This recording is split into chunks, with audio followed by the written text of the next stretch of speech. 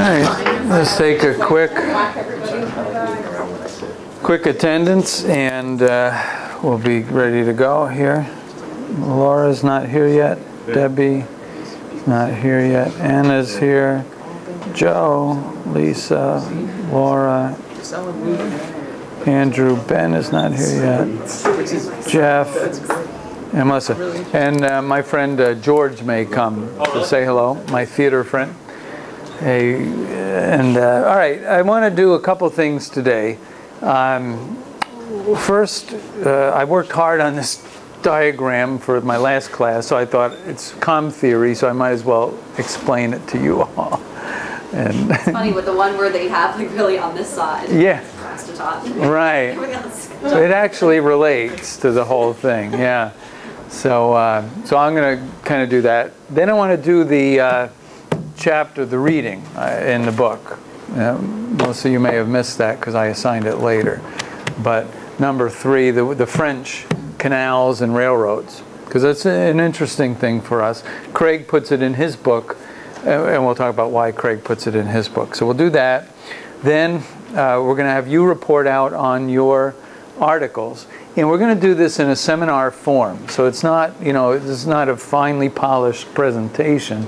This is a conversation about where did you find it, how difficult was it to find, what were you looking for, how did it work for you. So we learn from each other, and we get a sense of how is theory then part of this article, and what are you going to do with it in your project. So it'll be a collaborative effort, not so much a presentation thing, yeah. This is graduate school, so we're all grown up here. So let me just start. This is my undergraduate class. I have a communication theory class in undergraduate before this, and we're doing Stuart Hall's theory of cultural studies. I don't know how many of you have studied cultural studies before, but it's a form of communication theory that deals with questions of the role of media in perpetuating a mass popular culture. So has anybody worked with this idea before? No? All right, so this is kind of an early look at what we'll do when we get to critical theory. So it won't hurt us to do it since all this diagram is up here to begin with. Stuart Hall is a academic in Britain who began a school of a perspective of studying mass media from a particular question and from a particular philosophical place. And his question was, let me give the background to it. In Europe, in the 1940s, you had World War II. And you had a number of things happening in Europe at that time. We had a number of different kinds of political systems going. So this is where we get into political and economic systems when we talk about communication issues. This is one critical theory does that. So you had a number of different... Italy, for instance, had a fascistic form of government. Now, somebody explain to me what fascism is. What's going on in fascism? Interesting, because it's as soon as you said it, I thought, wow, once upon a time you could run on that ticket, vote fascist. Right. But now, it's sort of been taken over. Right. And it's an insult, basically. Right, it's an insult. There's a semiotic shift for you. Yeah. So what goes on in fascism? What do people do? How does that political system work? Well, people give up individual rights to the state. And so they give a lot of power to the state to run their lives. And the state organizes things and structures things for people. So in a fascistic state, people's lives are highly ordered by the central government and the state. And the trains run on time, but people don't have a lot of freedom. So it's a very that's a fascistic state. So in Italy, you had the fascistic state, and then you had also the emerging communist states of Soviet Union and China, right? The communist system. Now, what's going on in communism? What are the, we're into political economy, economics, and Stuart Hall's critique of media. That's where we're at. Okay. Just the word communism. No, sorry. Well, communism springs out of the writings of Marx, Karl Marx, who believed that there was a historical movement going on, an inevitable historical process by which capitalism was going to give way to communism. And that it was inevitable that this would happen because capitalism produced unbearable tensions between classes, and that those tensions would eventually rise to the level where people who were oppressed by the economic system. So you had rich people getting richer, poor people getting poorer, and those people would revolt. They would take over the means of production, and then everybody would work according to their ability and take according to their need. So you would have an equality, the people would own the means of production, and it would be the way the world could go forward. And that was supposed to happen. Well, that didn't happen. That didn't happen. Capitalism thrived after World War II. And so Stuart Hall and others who had a Marxist, now you can be a Marxist analyst of social life without being a political Marxist.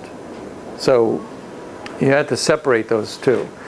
So he was a scholar who asked the question, why did capitalism not give way to communism? And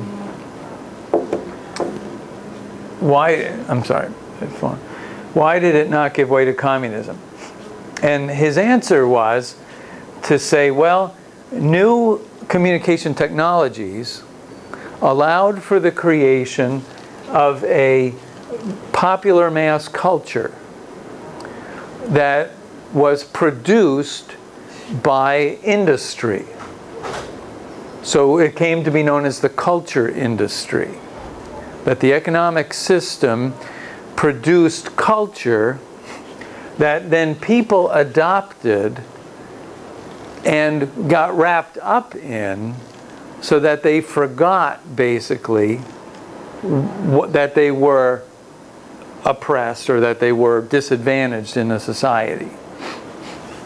So in the Marxist or neo-Marxist or whatever you want to call it analysis, Hall said that what's going on in media in the capitalist countries is that there's a culture industry that produces a sense of what the world is that is false.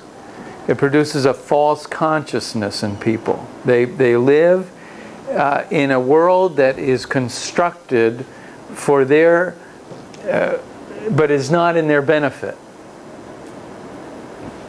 There was a thing on the news maybe like 2 months ago said basically like using this theory, but saying now how I guess it's gotten worse because in the past people would use their neighbors as their reference group of like what they think they, you know, like keeping what they're doing, right, people next to you.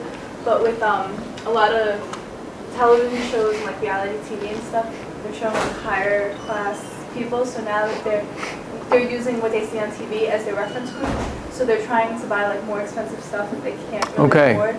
So they're like, and they think like, and I guess this would be interpreted, but like maybe that's why people are getting more into debt and stuff because. Yeah, well, we'll talk about that here. Yeah, so good point. So what happens is the mass media, working together with the culture industry, create a false consciousness, which then becomes what Marxist language would call a hegemonic ideology, or a set of ideas that rule, that people take for granted, that they think this is just the way it is, this is what life is about, this is the way things are. And so they don't realize that they're wrapped up in this. And so you will have countercultural movements that will arise, like punk did some years ago. Punk arose as a counter-cultural movement, resisting commodification, or the idea that you could buy your identity. So oh, I'm a this, you know, I'm a biker, so I need to buy a bike, I need to buy a leather jacket, I need to buy my identity. So the commodification of identity, where everything becomes produced and bought. So punk was initially a resistance to that. So we'll just make our clothes out of stuff and stick it together. But punk mass culture reaches out and absorbs punk in a process called co-optation. That it co-opts it. It takes it over, buys it into the system. So those of you who are music lovers or of independent bands and all, you struggle with this all the time, because your favorite independent band gets on a label and gets commodified, and all of a sudden it's popular and it's marketed and it's all this stuff, and they lost their independence because they got bought up by the culture industry, is the way Hall would say it. And what the culture industry keeps doing then is keeps you on a never-ending way, your never-ending fashion changes, identities change, you need to buy this, you need this gadget, you need these clothes, you need this bag, you need this thing in order to be acceptable within the culture. And so you are on a capitalist treadmill in this analysis, always working to buy these things because you need them to have your identity that you want to have. And so it does lead into this issue of where people, there's a new book out called The Missing Class, which is written by Princeton Seminary, Princeton College, University faculty.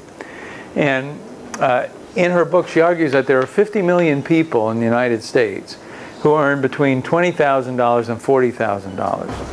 $20,000 is a poverty line, where people are generally on public assistance and so forth. And that there are 50 million people between this who are in this slippery area of they're one crisis away from falling back into this, or one bad decision away from falling into this.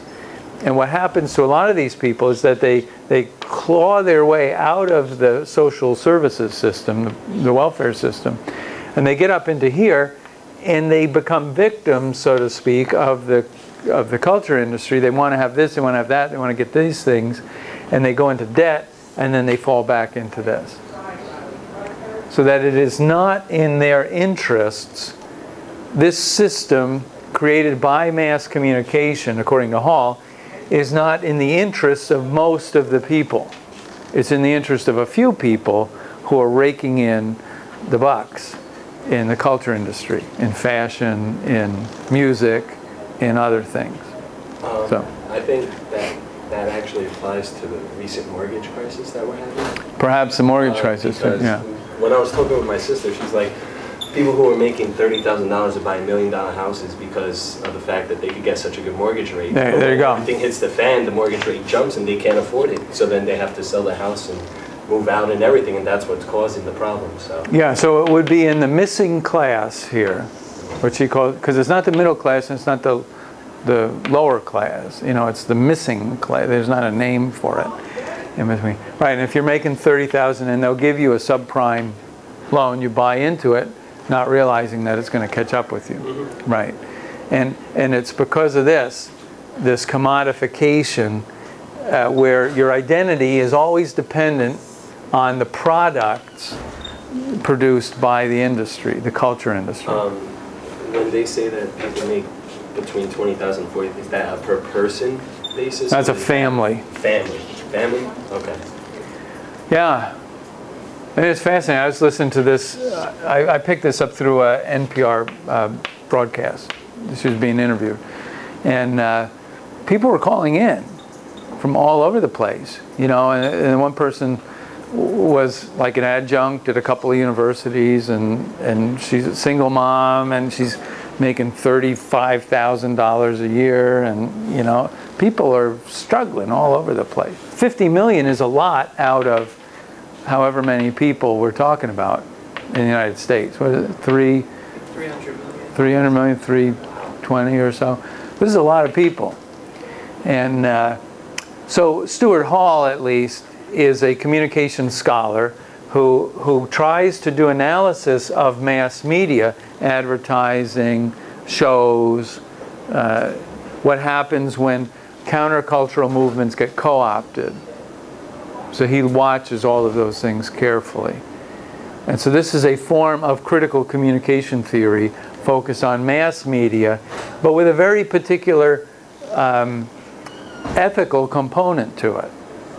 You know, not all communication theories are quite as strongly ethical as this.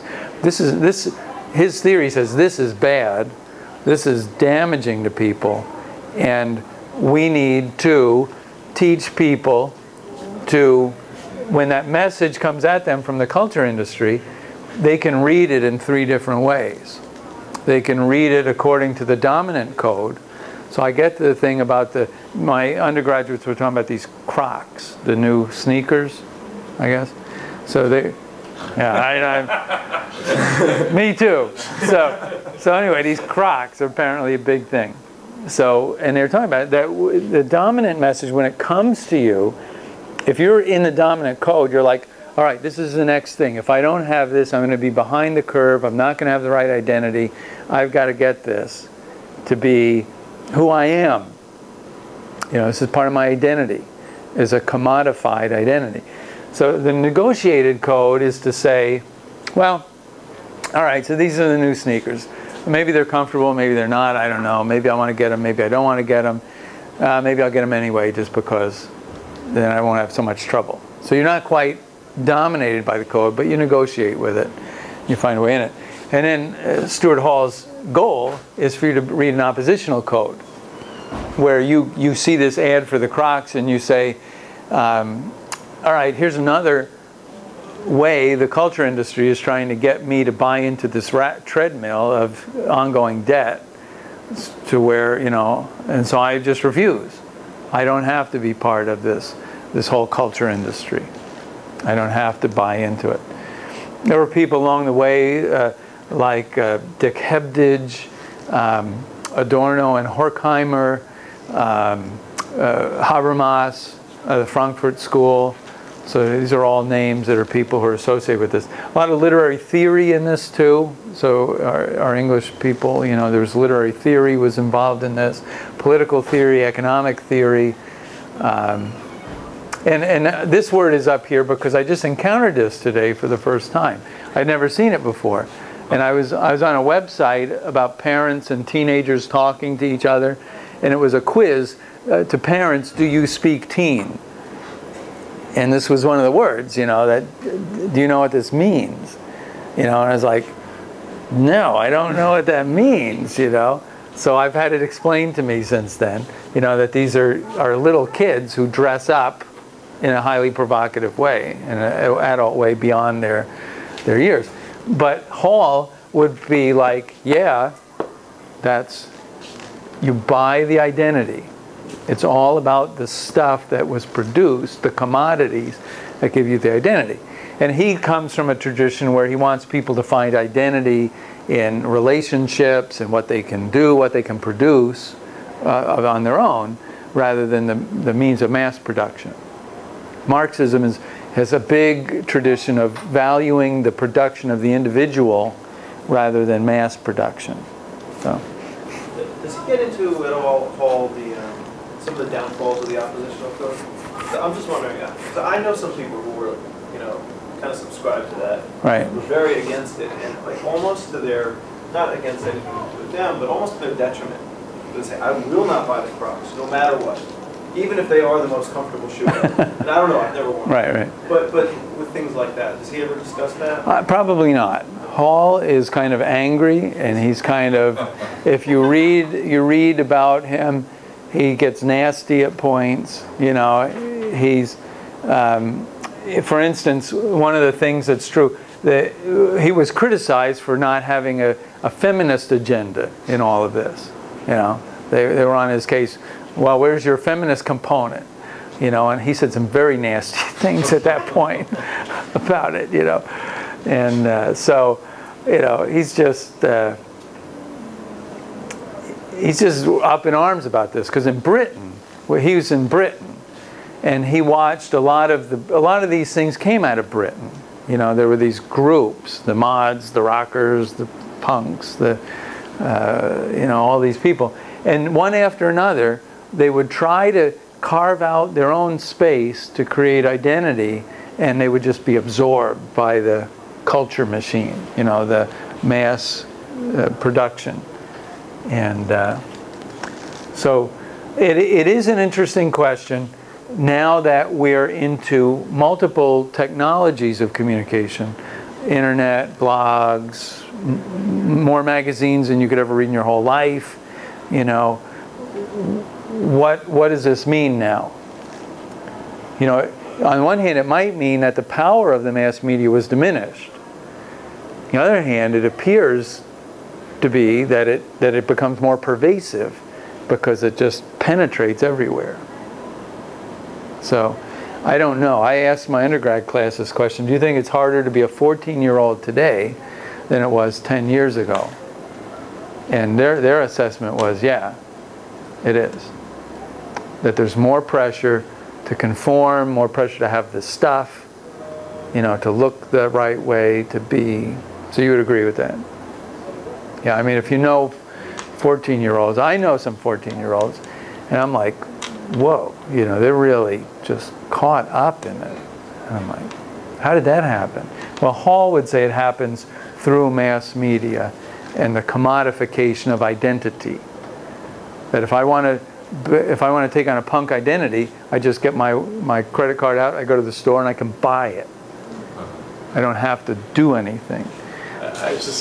It's making me laugh when you say it, because you know, I was actually around. I mean, I was in CBGBs in 1977, and I was, you know, around all that stuff, you know, and I can remember like crawling around in my dad's closet trying to find like a suitably fucked up old shirt, you know, that I could wear. That you know, because if it looked good, you know, if it didn't look a little bit odd and tattered, you know, right. It wasn't fun. happening, you right. know, and it had to look like, well, like what it was, you know. Yeah. And then. But it got bought in, so you can go to any mall now. Yeah. And buy. They do it for you, yeah. Yeah, yeah. You buy it. You don't have to, and you don't have to do it. Right. All you have to do is earn money to buy it. See, that's the criticism here. It's a very Marxist criticism, neo-Marxist criticism, based on economic analysis. I don't know if it's like harder nowadays than it was before. I really don't know what my opinion on it is, but I just think that it's different because maybe not so much from like 10 years ago, but now like I just feel that everything's acceptable. Like things that, you know, like maybe 10 years ago, if you do that, that's not acceptable. Now it's just like being an individual. Like, you know what do you understand what I'm saying? Like, whereas before it's like that's, you know, like taboo, like you can't do that, or where schools would send you home for it. Like, you know, there have been, in the past like 10 years, there have been so many court cases of kids wearing shirts, as long as it doesn't have profanity. Are they allowed to wear it? Are they not? How? Yeah. Like, and so more stuff is tolerated than it was in the past.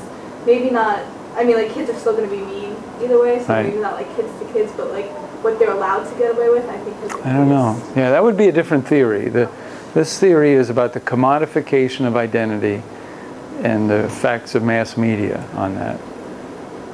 Yeah. Any other? Actually, I think that the name brands have come out more so. Yeah. Which is the emergence, what the commodification. I remember when I was in younger grade school that it was, you know, the first was like the black pants with the Adidas white stripe down the side. Like there was like those at one point, and like there was something else. And now it's, if you don't have the Louis Vuitton, if you don't have the Coach, if you don't have this, and now they have to have the knockoffs. And if, oh, you only have a knockoff, you can't afford this. Oh, like. Yeah, your identity and your social standing. Yeah. Yeah. So I think that has also more to do with it. Yeah, I think I hear more of it. Yeah. That's emerging more is the brands and. Yeah, my kids were easy on me. I did okay. My daughter was like, forget it. I don't care. Well, I just wonder what the correlation is with salaries and, you know, what people were being paid then versus what they're being paid now.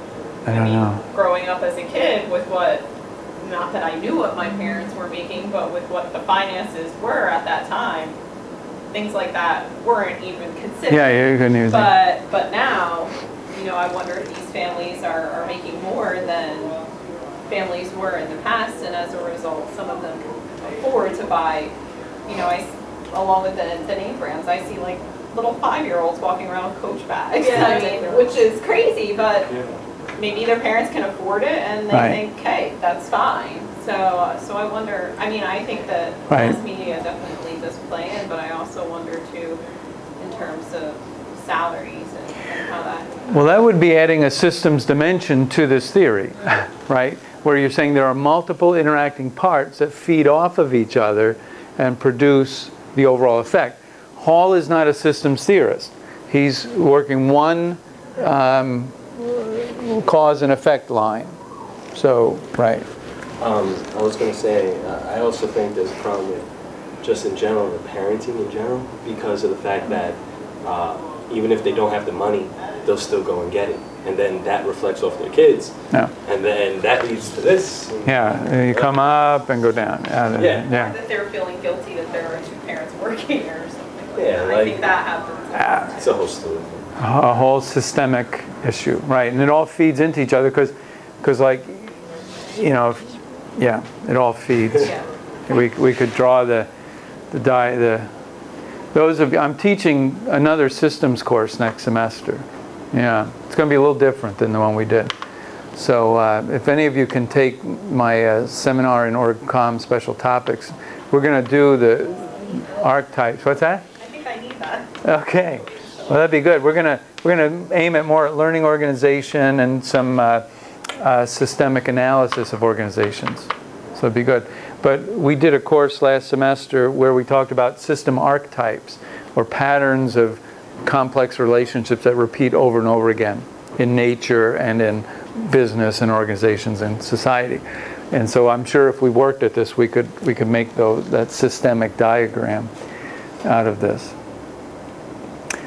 So anyway, so I had this up, so I thought I'm going to use this.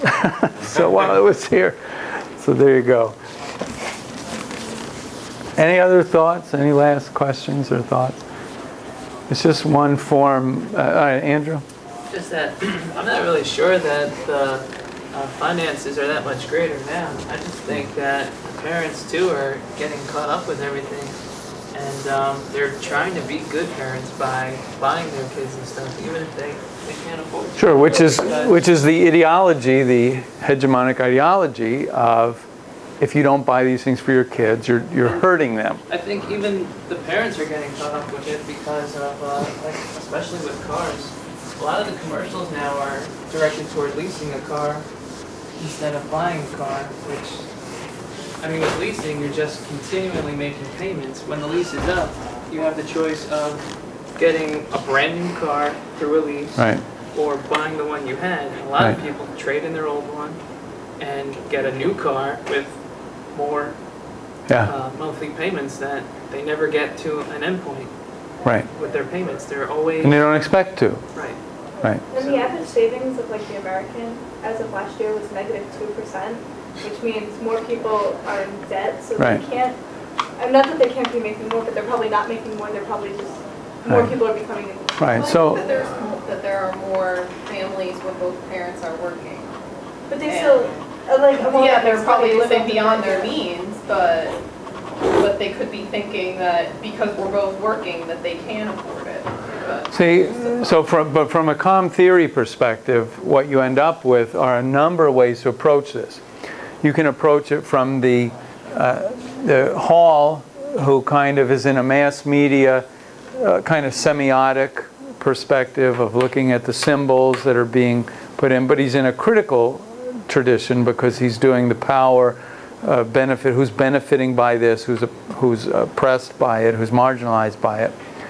You also have a rhetorical thing about how did we convince ourselves persuasively to get into this, and how do we argue with ourselves about two incomes and parents working and leasing? What are the persuasive arguments? There's a rhetorical dimension to it. There's a whole systems dimension to it about interlocking things. So if you decide to pull out, like Ben's friend, you know, if you become oppositional and you pull out, well, guess what? There's not just one thing pushing on you. There's about 8 things pushing on you. So it's a systemic issue with multiple causes rather than one single cause. So. Yeah, I was just going to add also, I think a lot of it, and I like MTV, I do, but I think a lot of it can be pinned down to that. Because some of the music that kids listen to today, I mean, just the words that they're saying to themselves are that I need to have a Cadillac, or I need to have a watch with 10 diamonds on it. You know, and kids who, you know, they don't Right. know what their parents make, and